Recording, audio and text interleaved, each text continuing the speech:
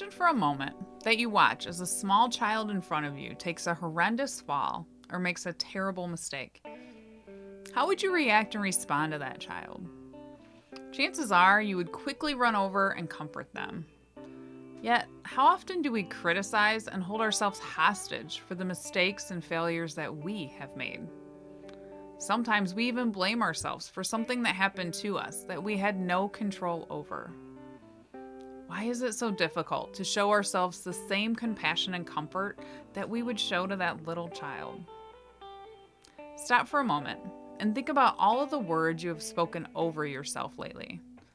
Think about what you have said to yourself and about yourself over the past few days. Now think about how easy it is to start believing these words and how they can begin to define who you believe that you are. But the truth is, you are not those negative words you spoke over yourself. You are so much more than your mistakes and the choices that you've made.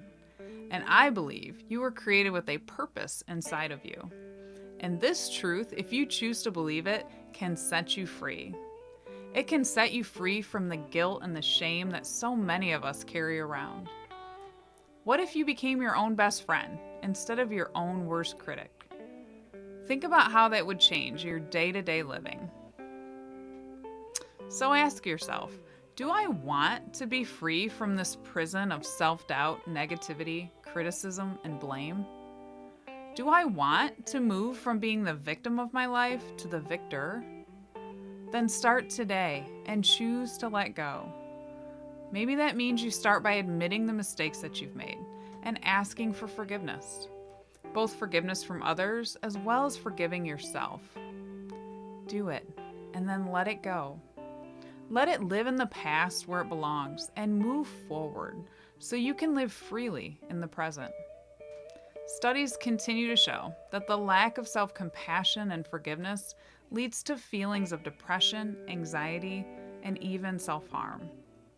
So, instead of continuing to hurt ourselves for everything that we are not, we should start loving ourselves for everything that we are.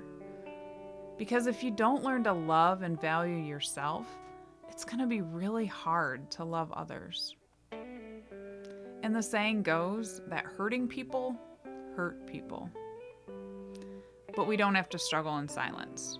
We can choose to let go of that self-pride that can often hold us back, and instead choose to come as we are and share our own truths with others as we reach out for help.